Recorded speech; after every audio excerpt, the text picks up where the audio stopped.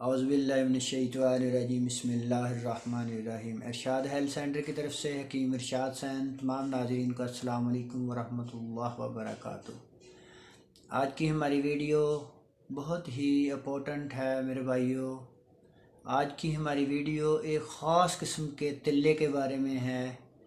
एक ऐसा तिल्ला जिसको हमने लसानी तिल्ला ख़ास का नाम दिया है। ये तिल्ला किस तरह से बनाया जाता है और इस तिल्ले को बनाने के लिए किन मनाज़र से गुज़रना पड़ता है, इस तिल्ले को बनाने के लिए कौन कौन सी जड़ी बूटियों का इस्तेमाल किया जाता है और इस तिल्ले का तरीक़ाकार क्या है, इस तिल्ले को किस तरह से इस्तेमाल किया जाता है और ये कितनी देर में तैयार होता है और इसके फ़वाइद क्या हैं, क्यों इसकी ज़रूरत पड़ती है।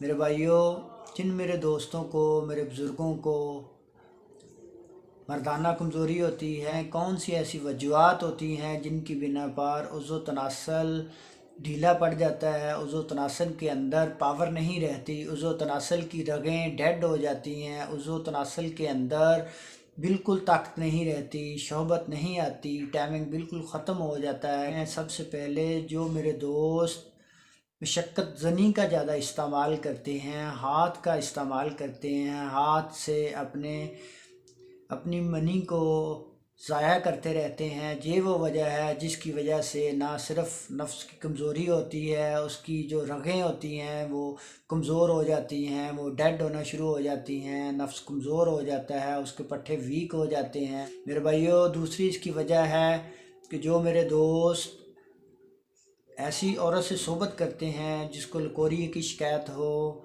या जिसको मेंसेस आए हो, उस दौरान सोबत करने से, उस दौरान मुबाशरत करने से ये बहुत ही ख़तरनाक बीमारियां लाक होती हैं। सुरत अंजाल हो जाता है, एड्स हो सकती है, मनी के कतरे आना शुरू हो जाते हैं, जहाँ तक कि इस कदर ख़तरनाक बीमारियां लग जाती हैं कि पेशाब के साथ पीप आना शुरू हो जाती है, ब्लड आना शुरू हो जाता है और इसकी वजह से नफ्स बिल्कुल कमज़ोर हो जाता है, ढीला पड़ जाता है, उसकी रगें बिल्कुल डेड हो जाती हैं और उसमें टेढ़ापन पाया जाता है।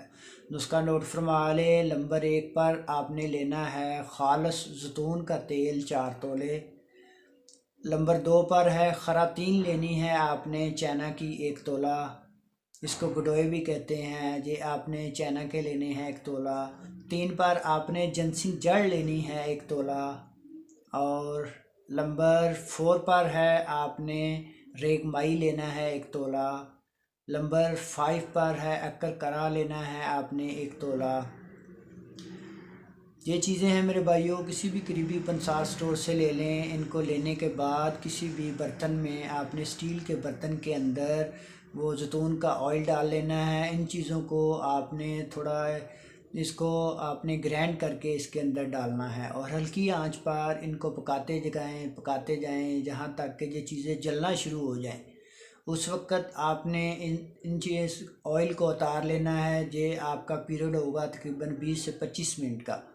इसको उतारने के बाद जब ठंडा हो जाए तो इसको कांच की बोतल के अंदर महफूज कर लें। इसका तरीका इस्तेमाल ये है कि रात को सोने से पहले आपने अपने नफ्स के ऊपर लगाना है। इसका हेड छोड़कर बाकी सारी जगहों पर आहिस्ता आहिस्ता फिंगर के साथ लगाना है और उसके बाद इसके ऊपर काटन रख के आप ड्रेसिंग कर लें या कोई किसी भी कपड़े के साथ बांध लें। ये इसका तरीका है कि आपने तकरीबन 1 हफ़्ता ही इस्तेमाल करना है ये ऑयल।